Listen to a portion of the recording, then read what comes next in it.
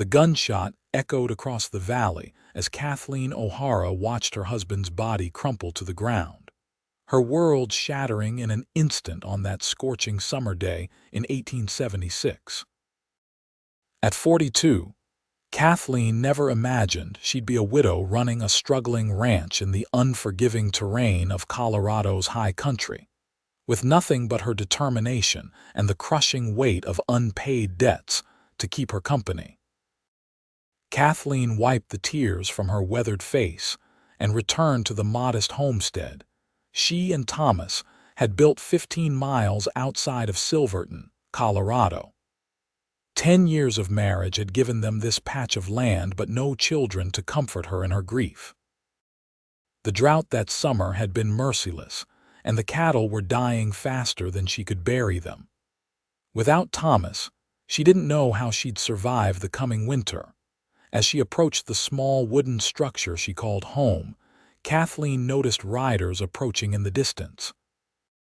Her heart sank when she recognized Gerald Fletcher, the banker from town, accompanied by his son and 2 other men. "Mrs. O'Hara," Fletcher called out as he dismounted. His belly strained against his waistcoat, a stark contrast to Kathleen's thin frame. "I've come to discuss your husband's outstanding loans."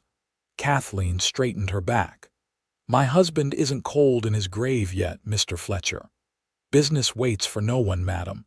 Thomas borrowed heavily this past year. With him gone, I need to know how you plan to settle your debts." "The ranch will turn around. I just need time." Fletcher exchanged a glance with his companions. "A woman alone can't run a cattle operation, especially not at your age. You should consider selling before things get worse." "I'm not selling what Thomas and I built together." "Be reasonable, Mrs. O'Hara. You're a widow now and not a young one. Winter's coming. Without a man's help, you'll lose everything anyway." Kathleen felt her face flush with anger. "I may not be 20 anymore, but I'm plenty capable." "No one's questioning your spirit," Fletcher said with false sympathy.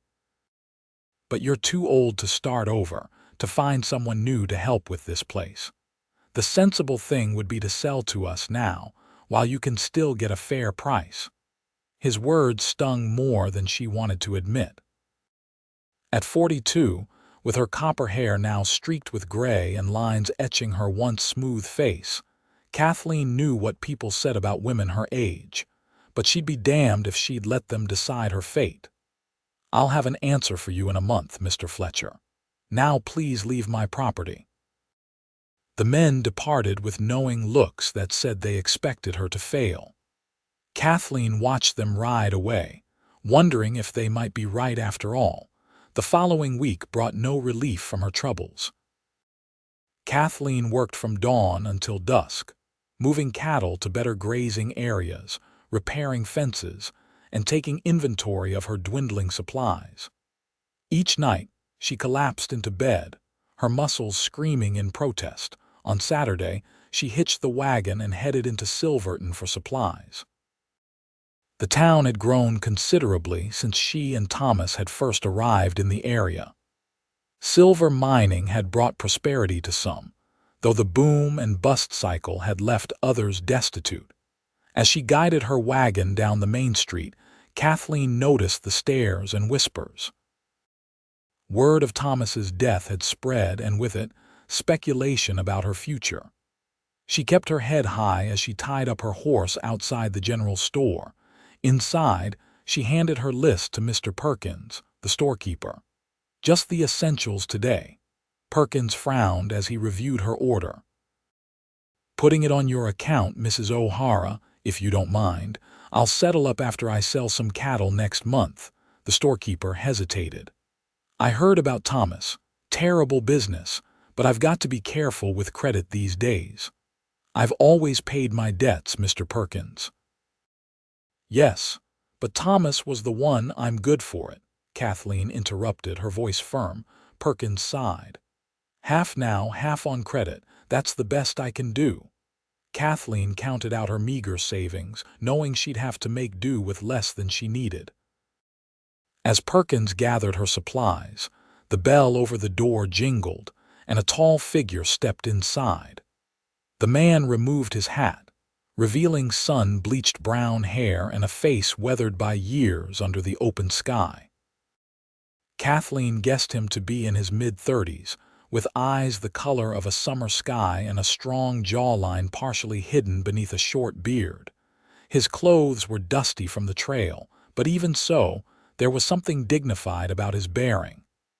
"Afternoon," he nodded to Perkins. "Looking for work." "Heard there might be some ranches hiring." Perkins paused. "Not much hiring this time of year with winter coming. Droughts hit everyone hard."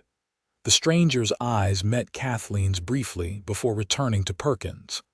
"Name's Daniel Calloway. I've worked cattle from Texas to Montana." "Good with horses, too." "The Robertson place might need a hand," Perkins offered, "or try the saloon notice board." Daniel nodded his thanks and turned to leave when Kathleen heard herself speak. "I might have some work." Both men looked at her with surprise. Perkins frowned. "Mrs. O'Hara, you should think carefully. My fence line needs repair, and I've got cattle that need moving before the first snow," Kathleen continued, ignoring Perkins. "It's not permanent, but it would get you through a few weeks." Daniel studied her thoughtfully. "Your husband wouldn't mind hiring a stranger." "My husband died last week," Kathleen replied steadily. "I run the ranch now." Something flickered in Daniel's eyes, respect, perhaps, or curiosity.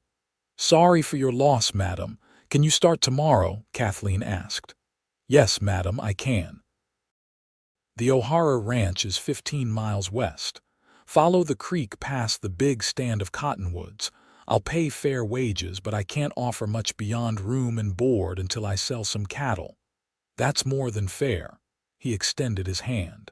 "Daniel Calloway, Kathleen O'Hara." His grip was firm, his hand calloused from work. As they left the store together, Kathleen noticed the disapproving glances from townsfolk. A widow hiring a strange man so soon after her husband's death was fodder for gossip. But survival trumped propriety, and she needed help if she was going to keep her land. The next morning, Daniel arrived as promised. He rode a sturdy buckskin gelding and led a pack mule loaded with his possessions, not much for a man of his age, Kathleen noted. She showed him to the small bunkhouse behind the main cabin where the occasional hired help stayed. "It's not much, but it's dry and the stove works," she told him. "It's fine, Mrs. O'Hara. I've slept in worse places." "Kathleen, please. We don't stand on formality out here." "Then call me Daniel." She showed him around the property, the barn, the corral, the storage sheds, and the spring house. The ranch was modest by Colorado standards, but it had potential. "Thomas always said with a couple good years, we could expand," she explained. "But the droughts made things difficult." "What happened to him, if you don't mind my asking?" Kathleen hesitated. "Rustlers. He confronted them taking some of our cattle. They shot him and took the herd anyway." Daniel's expression darkened. "I'm sorry, did they catch who did it?" "No." "Sheriff rode out, took a look around, said he'd keep an eye out. But we both know what that means out here."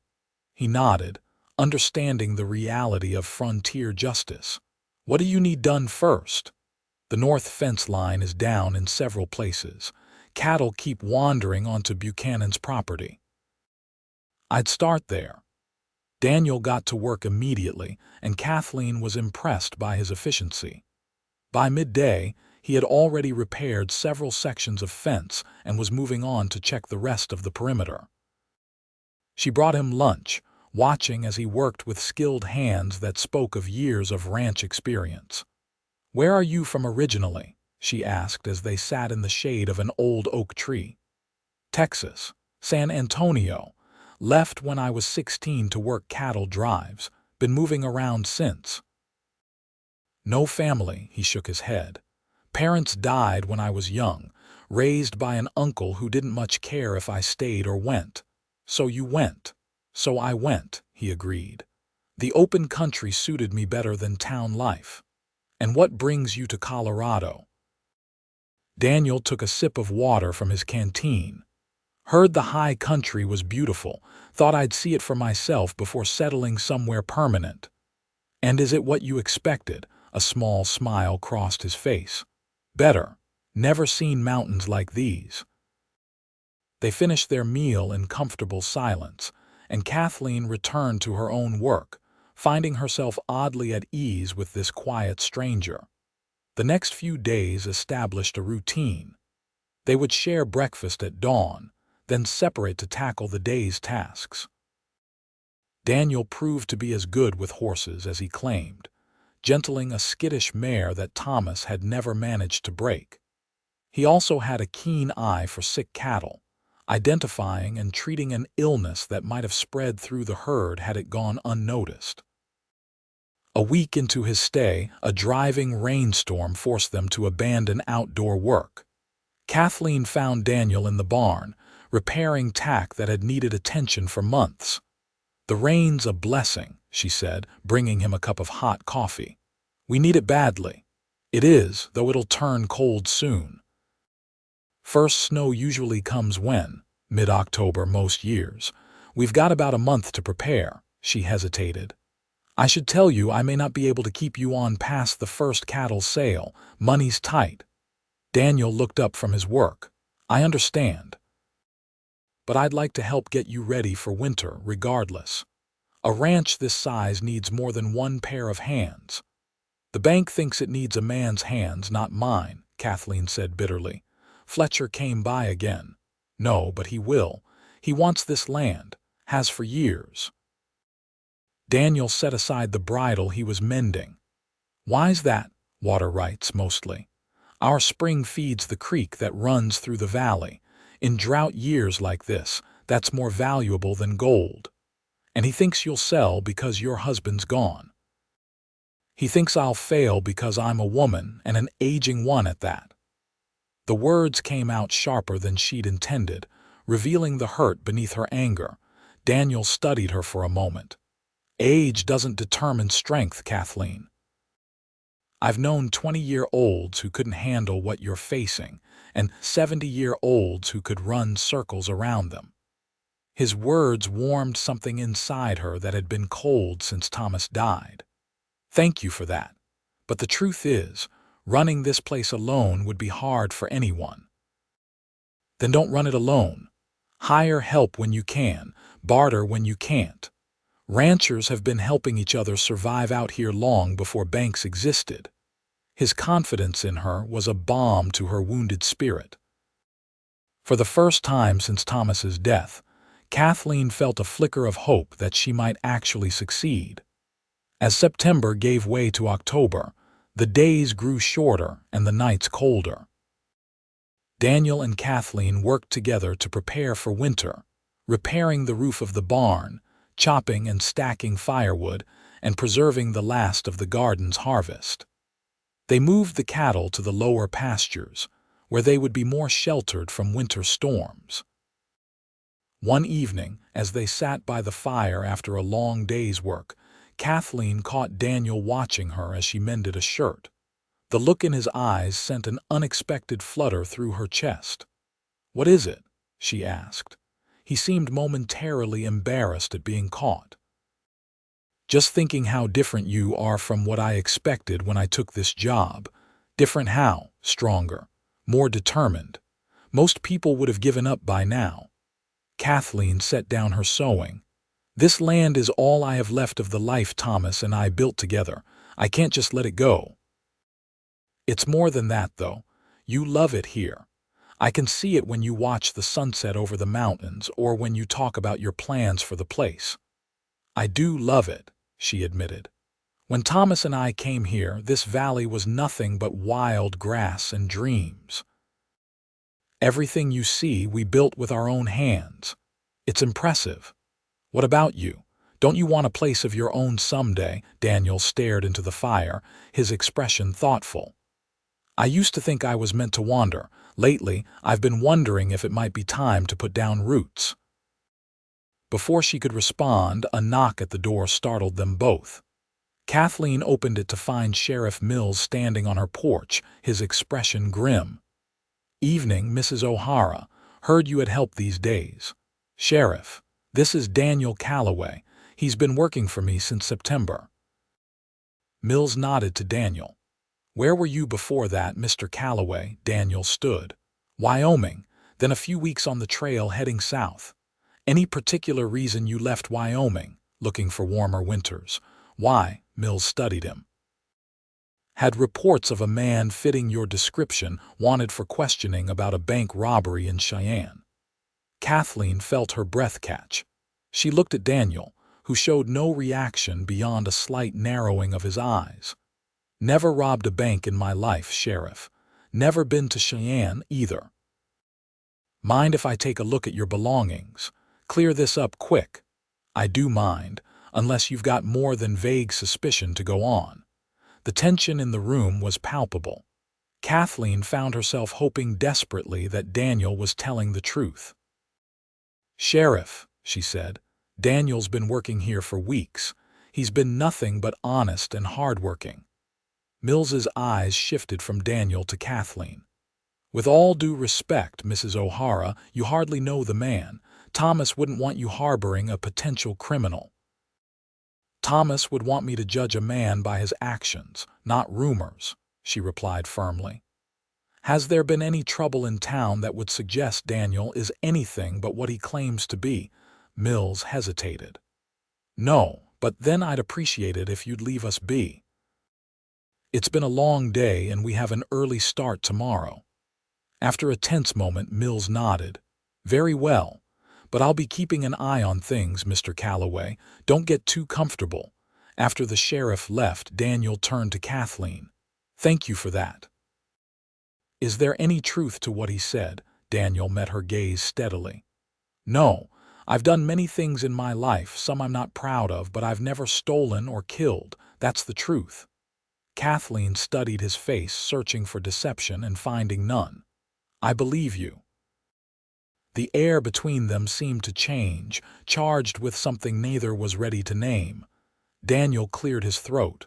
"I should get back to the bunkhouse. Early start tomorrow." "Yes, of course. Good night, Daniel." "Good night, Kathleen." After he left, Kathleen sat by the dying fire, troubled by the sheriff's visit, but more troubled by her own reaction. The thought of Daniel being forced to leave had caused her more distress than she wanted to admit, even to herself.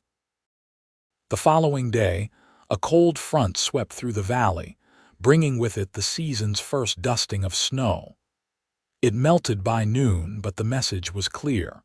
Winter was approaching. They worked together to bring in the last of the hay and check on the pregnant heifers that would calve in the spring. As they worked side by side, Kathleen found herself growing increasingly aware of Daniel's presence, the strength in his hands, the rare smile that transformed his serious face, the way he listened when she spoke as if her words mattered.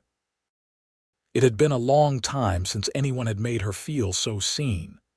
That evening, Gerald Fletcher returned with his son and another man Kathleen didn't recognize. Daniel was checking the barn when they arrived, and Kathleen met them alone on the porch. "Mrs. O'Hara," Fletcher said, removing his hat. "I hope you've had time to consider my offer." "I have, Mr. Fletcher. My answer is still no, I'm not selling." Fletcher's expression hardened. "I've been patient out of respect for your situation, but the fact is, your husband's loans are overdue. The bank has the right to foreclose." "The terms give me until spring to repay," Kathleen countered. "I intend to honor that agreement." The terms also specified that in the event of the borrower's death, the loan could be called in immediately. Kathleen felt the blood drain from her face. "That can't be right." "Thomas would never. It's all there in the fine print, Mrs. O'Hara. Your husband was desperate for that last loan. He agreed to terms he might not have otherwise." The stranger stepped forward, revealing himself as Fletcher's lawyer. "We can proceed with foreclosure immediately, or you can sell now and walk away with something. It's your choice." Kathleen's mind raced. She hadn't seen the final loan documents. Thomas had handled that part of their business. Could he really have agreed to such terms? "I need to see the papers," she insisted. "Of course. We brought a copy." The lawyer handed her several sheets of paper. As she tried to make sense of the legal jargon, Daniel emerged from the barn. Seeing the visitors, he approached cautiously. "Everything all right, Kathleen?" Fletcher's eyes narrowed. "Who's this?" "Daniel Calloway. He works for me." "I see." Fletcher exchanged a knowing look with his son. "Well, Mr. Calloway, you should know your employer is about to lose this property. Might want to look for other work." Daniel stepped beside Kathleen. "What's this about?" Kathleen handed him the papers. "They say Thomas agreed to terms that allow them to foreclose now that he's gone." Daniel scanned the document, his brow furrowing. "This doesn't look right. The signature on the last page is that your husband's." Kathleen looked closer. "It's similar, but Thomas always made his T with a longer cross, and his O was rounder." The lawyer scoffed. "Are you suggesting the document is forged? That's a serious accusation, Mrs. O'Hara." "I'm saying I'd like my own lawyer to review this before I make any decisions." Fletcher's face reddened. "There isn't time for that. We need an answer now." "Then the answer is no," Daniel said firmly. "Mrs. O'Hara won't be bullied into a hasty decision." "This doesn't concern you, Cowboy," Fletcher snapped. "When you threaten a woman on her own property, it becomes my concern." Fletcher's son stepped forward aggressively. "You'd best watch your tone." Daniel didn't flinch. "And you'd best remember you're trespassing if you've been asked to leave." The tension crackled between them until Fletcher placed a restraining hand on his son's arm. "We'll go. But this isn't over, Mrs. O'Hara, not by a long shot." After they left, Kathleen sagged against the porch railing. "I think they forged Thomas's signature, but how can I prove it?" "Do you have other documents with his signature? Something from around the same time?" "Yes, in his desk. Letters, receipts." They spent the evening comparing Thomas's known signatures with the one on the loan document. The differences were subtle but consistent enough to raise serious questions about the document's authenticity. "We need to get this to a lawyer," Daniel said. "Someone not in Fletcher's pocket. There's an attorney in Durango who helped us once before. But it's a 2-day ride and I can't leave the ranch for that long." "I'll go," Daniel offered. "First thing tomorrow." Kathleen looked at him with surprise. "Why would you do that? This isn't your fight." "Maybe I'm tired of seeing good people pushed around by men like Fletcher." He hesitated. "And maybe I care what happens to you." The simple admission hung in the air between them. Kathleen felt a warmth spread through her chest. "Thank you." The next morning, Daniel set off for Durango with the documents carefully stored in his saddlebags. Kathleen watched him ride away, a strange mixture of hope and anxiety churning in her stomach. The ranch felt emptier without his presence, and she realized how quickly she had grown accustomed to having him near. 2 days stretched into 3 with no word from Daniel. Kathleen tried to focus on her work, but worry gnawed at her. Had something happened to him? Had he decided the trouble wasn't worth it and simply moved on? The thought brought an unexpected ache. On the evening of the 4th day, as Kathleen was closing up the barn, she heard hoofbeats approaching. Relief flooded through her at the sight of Daniel riding toward the house, though her joy dimmed when she noticed his bruised face and the way he held himself stiffly in the saddle. "Daniel, what happened?" She rushed to help him dismount. "Had a disagreement with some men on the trail back from Durango," he said, wincing as his feet hit the ground. "Nothing serious." "This looks serious to me." She led him into the house and sat him at the kitchen table. "Let me get some water to clean those cuts." As she tended to his injuries, Daniel explained what had transpired. "I found the lawyer. He agrees the signature looks suspicious and is willing to represent you. But on my way back, 3 men ambushed me near Cascade Creek. They took the papers and delivered a message from Fletcher, back off or worse will come. Kathleen's hand stilled. You could have been killed. I've handled worse. This is my fight, not yours. I never should have involved you. Daniel caught her wrist gently. I involved myself, Kathleen. By choice. Their eyes met and something shifted between them. For a moment neither spoke. Why? She finally asked. Why risk yourself for me? Daniel's gaze never wavered. Because in all my years of wandering, I've never met anyone like you. Because when I'm with you, I don't want to wander anymore. Kathleen's heart pounded in her chest. Daniel, I'm older than you. By a few years. What does that matter? It matters to everyone else. A woman my age isn't supposed to, she broke off, unable to articulate the unwritten rules that governed women's lives. Isn't supposed to what? Feel, want, live. He shook his head. I don't give a damn what anyone else thinks, Kathleen. I care what you think, how you feel. She couldn't find the words to respond, overwhelmed by emotions she'd thought long buried. Daniel seemed to understand her confusion. You don't need to say anything now, but I wanted you to know where I stand. That night, Kathleen lay awake, Daniel's words echoing in her mind. In the month since he'd arrived, he had become essential to her in ways that went far beyond his help with the ranch. But the voice of doubt was strong, reminding her of all the reasons a future with him was impossible. The next morning, Kathleen rode into Silverton alone. She needed to speak with the sheriff about the attack on Daniel and the stolen documents. She found Mills at his office, reviewing wanted posters. Mrs. O'Hara, what brings you to town? Kathleen explained what had happened to Daniel, watching the sheriff's expression closely for any sign of complicity. Mills seemed genuinely troubled by her account. Fletcher's powerful, but he's not above the law. I'll look into these allegations. But without those documents, it'll be difficult to prove anything. The lawyer in Durango saw them. He could testify. Mills nodded. That's something, at least. I'll ride out there myself next week. As Kathleen turned to leave, the sheriff added, Your hired man, Calloway. I checked with Wyoming. There's no warrant for him. Seems I was mistaken. I appreciate you telling me that. Just be careful, Mrs. O'Hara. A woman alone. People talk. Kathleen straightened her shoulders. Let them talk, Sheriff. I've got more important things to worry about than gossip.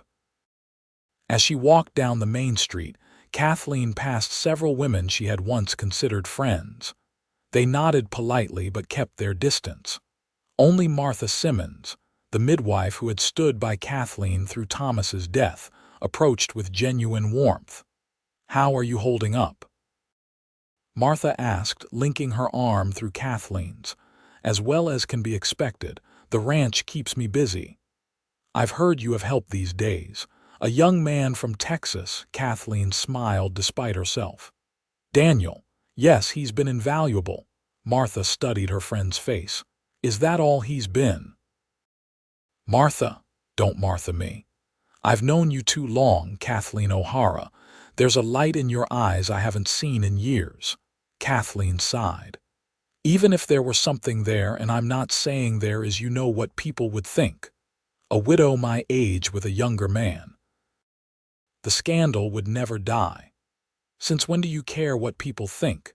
The Kathleen I know chased a bear off her property with nothing but a broom and her nightgown. That was different. Was it? You weren't afraid then, and you shouldn't be afraid now. Martha squeezed her arm. Life's too short to deny yourself happiness because of what some bitter old gossips might say. Kathleen considered her friend's words as she rode home. The mountains surrounding the valley were touched with the first real snow of the season, their peaks gleaming white against the blue Colorado sky.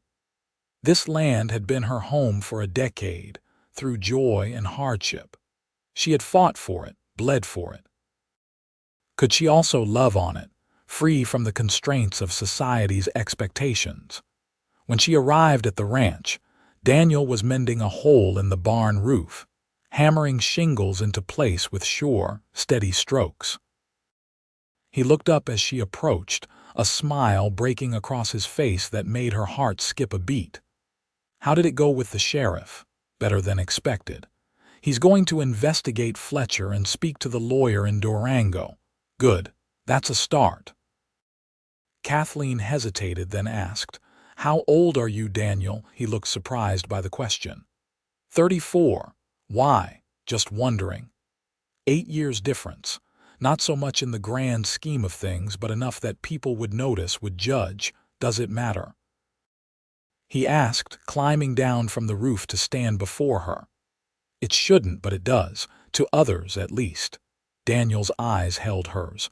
But does it matter to you? The question hung between them, demanding truth. I don't know. I've spent my life following the rules, doing what was expected. Even marrying Thomas was the sensible choice, a good man, close to my age with similar goals. And were you happy? Yes, in our way. We were partners, friends. He was kind. But did you love him? The way songs and stories talk about. Kathleen looked away. That kind of love seems meant for younger people. Daniel stepped closer. I don't believe that. I think love, real love, can happen at any age. I think it's happening now between us.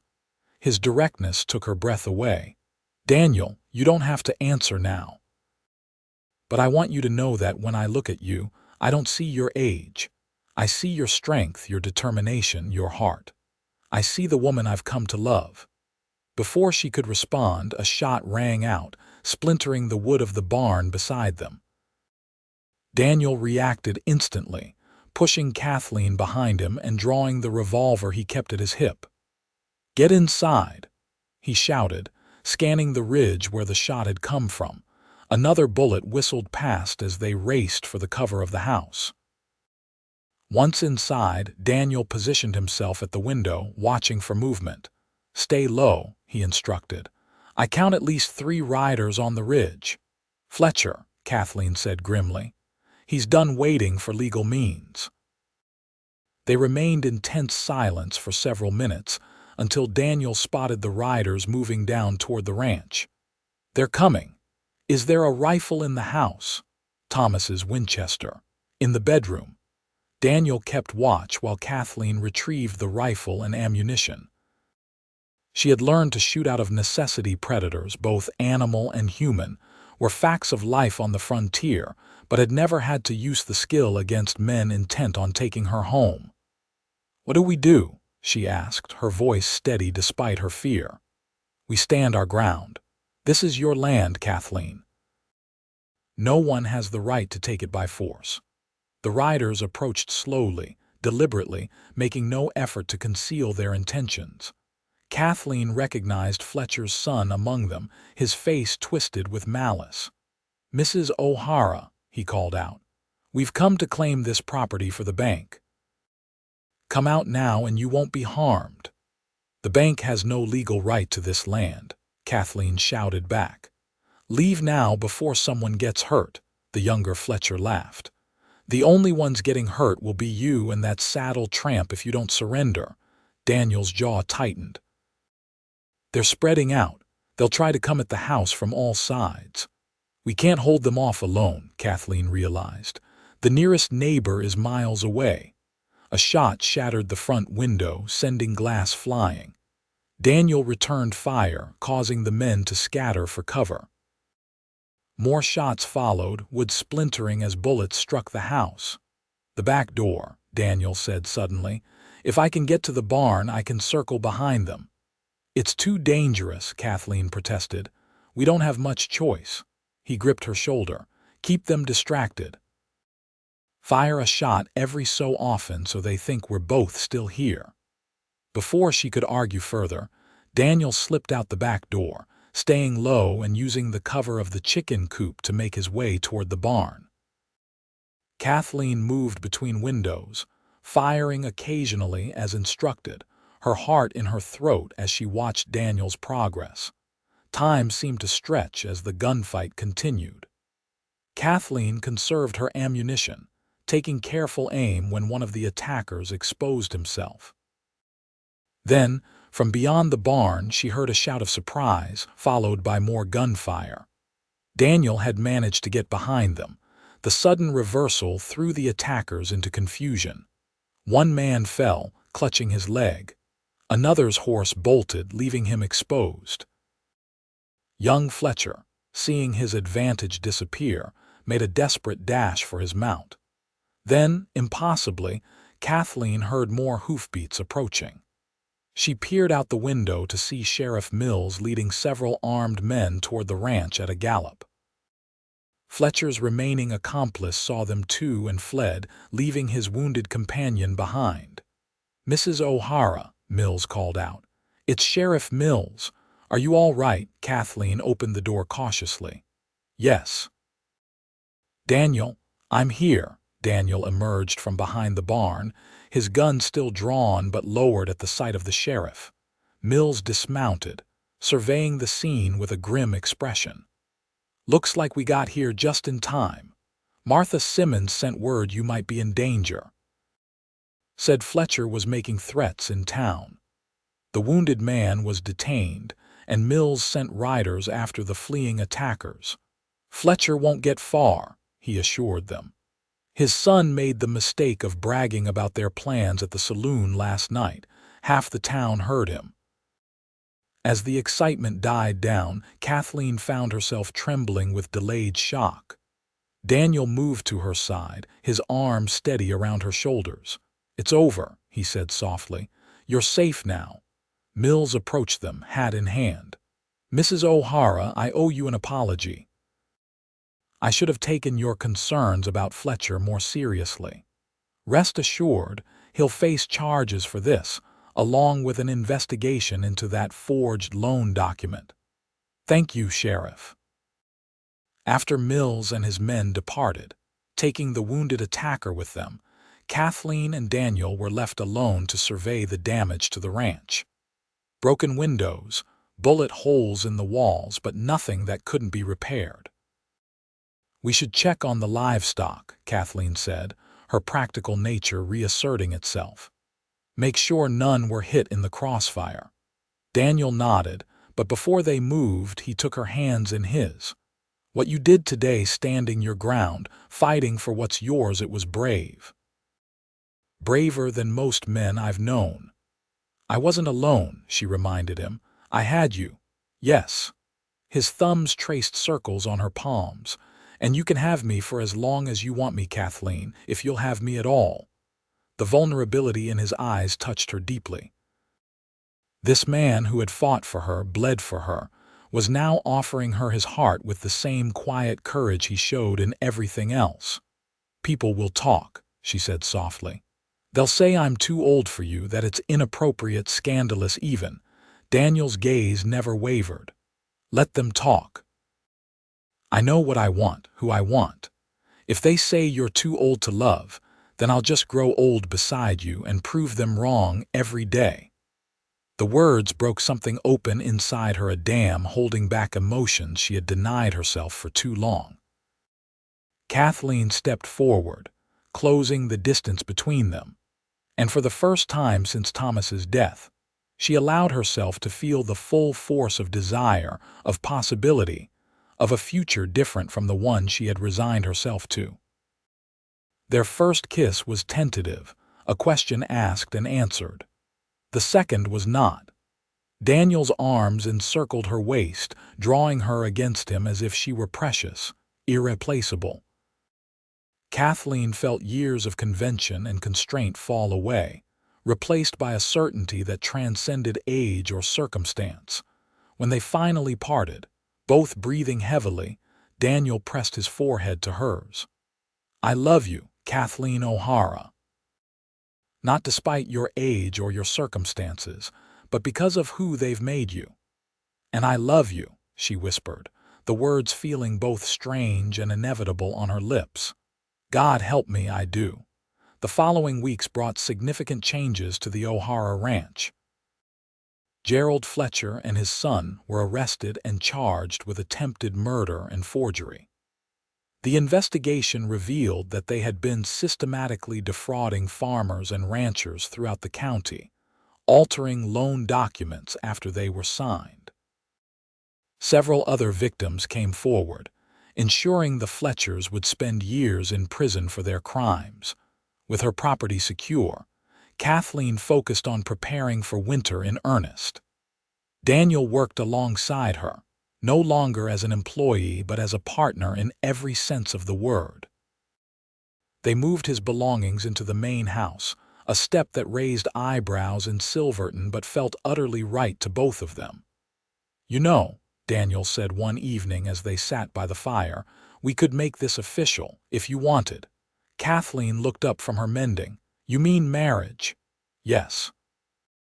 He took her hand, his expression earnest. "I know it's soon after Thomas, and I'd understand if you wanted to wait, but I want everyone to know you're not alone anymore, that this ranch has two people fighting for it now." "Are you sure? Once it's done, there's no going back." "The age difference, the gossip, it won't go away." "I've never been more sure of anything in my life," Daniel said firmly. "The only question is how you feel." Kathleen considered his proposal, weighing not just her own desires but practical considerations as well. Marriage would provide legal protection for both of them, ensuring Daniel had rights to the property they were building together if anything happened to her. More importantly, it would be a public declaration of the love that had grown between them, unexpected, defiant of convention, but no less real for it. "Yes," she said finally, "I'll marry you, Daniel Calloway." The simple ceremony took place in mid-November, with Martha Simmons and her husband as witnesses. The local preacher, a young man new to the area and less bound by prejudice than some, performed the service in the parlor of the O'Hara, now Calloway Ranch. Not everyone approved.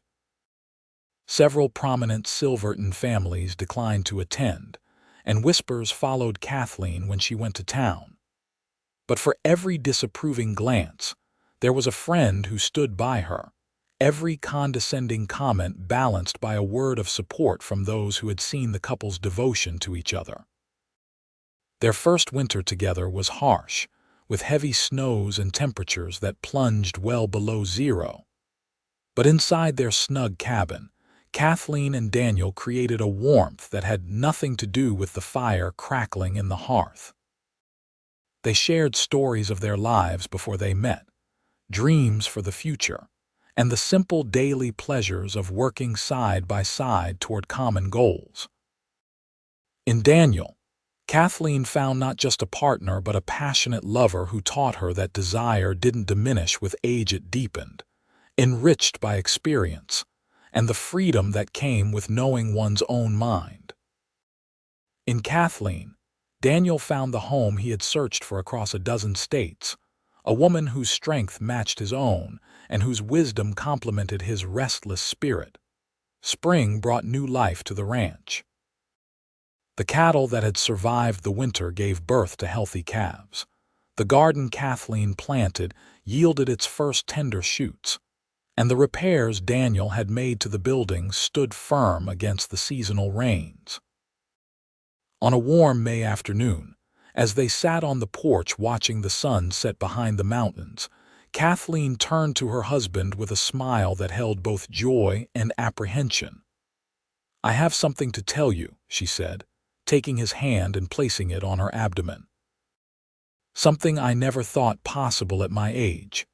Daniel's eyes widened as understanding dawned. "Are you sure?" Martha confirmed it yesterday. "She says it's unusual but not unheard of for a woman my age. There are risks, of course, but—" "A baby," Daniel whispered, his expression transforming with wonder. "Our baby." The pregnancy was difficult. At 43, Kathleen's body rebelled against the demands placed upon it. There were days of debilitating sickness, nights of fear and doubt. Daniel never left her side, taking on more and more of the ranch work while still ensuring she had the rest and care she needed. In December, as the first snow of a new winter fell outside their window, Kathleen gave birth to a daughter they named Hope. The labor was long and dangerous, but Kathleen emerged from it tired yet triumphant, holding a red-faced infant with her father's blue eyes and a shock of her mother's copper hair. Daniel cradled his daughter with hands that had broken horses and built fences, now gentle as they traced the perfect curve of her cheek. "She's beautiful," he murmured, "like her mother."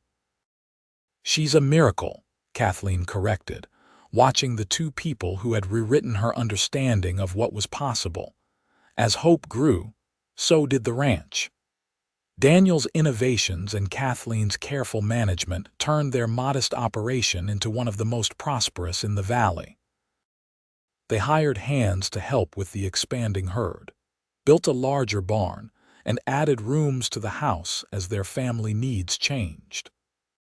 3 years after Hope's birth, when the doctors had assured Kathleen that another pregnancy would be impossible, she proved them wrong again with the arrival of twins, a boy they named Thomas, after the man who had first built the ranch with Kathleen, and a girl they called Grace, for the unexpected blessing of her existence.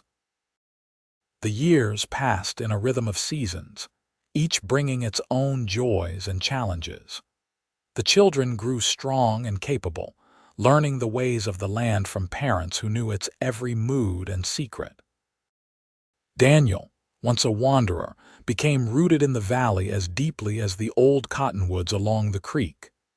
Kathleen, once defined by what society said she could not have, found herself at the center of a life richer than any she could have imagined. On their 10th anniversary, Daniel surprised Kathleen with a small gold locket containing miniature portraits of their children. As he fastened it around her neck, his fingers lingering on the silver strands now mingling with her copper hair, he smiled at the memory of their beginning.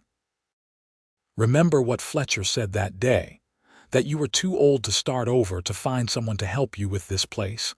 Kathleen touched the locket. "I remember. He was wrong about so many things. The most wrong anyone has ever been," Daniel agreed, drawing her into his arms. "Every morning I wake up beside you. I'm grateful for how wrong he was." As they stood together on the porch of the home they had fought for and built together, watching their children play in the yard where bullets had once flown, Kathleen felt a profound sense of rightness. Age had not diminished her capacity for love or happiness. It had only given her the wisdom to recognize them when they appeared in the form of a dusty cowboy looking for work. "I love you, Daniel Calloway," she said, leaning into the strength of the man who had chosen to grow old beside her. "More today than yesterday, and less than tomorrow." "And I love you, Kathleen Calloway," he replied, his voice as steady as his commitment had proven to be, "until the mountains themselves grow old and crumble to dust." Above them, the Colorado sky stretched vast and blue, witness to a love that defied convention and expectation, that had bloomed like a rare flower in the harsh landscape of the American West.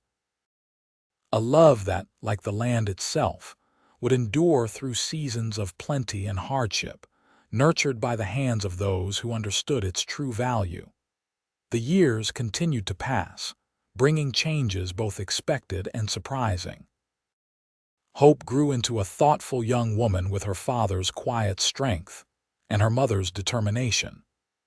At 18, she announced her intention to attend the Women's College in Denver, the first in their community, to seek higher education. Though it meant months of separation from their eldest, Daniel and Kathleen supported her decision, proud of the independent spirit they had nurtured. The twins, now 15, took different paths. Thomas showed an aptitude for business, carefully studying the ranch's accounts and suggesting improvements that impressed even his practical-minded mother. Grace preferred working with the horses, demonstrating a gift for training that surpassed even Daniel's considerable skills. As their children grew more self-sufficient, Kathleen and Daniel found new ways to expand their operation. They bought additional land when the neighboring ranch came up for sale, experimented with new breeding techniques to improve their stock, and invested in modern equipment that made the work less back-breaking. Their 20th anniversary arrived during a spring of particular beauty. The winter had been mild, allowing the wildflowers to bloom earlier and more abundantly than usual. The mountains still wore caps of snow, but the valley was a riot of color. To celebrate, Daniel organized a gathering that brought together friends old and new. Martha Simmons, now in her 70s but still delivering babies and dispensing wisdom, came with her husband. The sheriff, long since retired but still respected in the community, made the journey from his home in Durango. Even Hope returned from her studies in Denver, bringing with her a serious young man who looked at her the way Daniel had always looked at Kathleen. As the party continued into the evening, with music and dancing in the yard lit by lanterns hanging from the trees, Kathleen found a moment of quiet with her husband. "Did you ever imagine this?" she asked, gesturing to the scene before them, their home, their children, the life they had built together. 20 years ago, when you rode into Silverton looking for work," Daniel shook his head. "Never. I was still running then, even if I didn't know it. Running from settling down, from committing to any one place or person."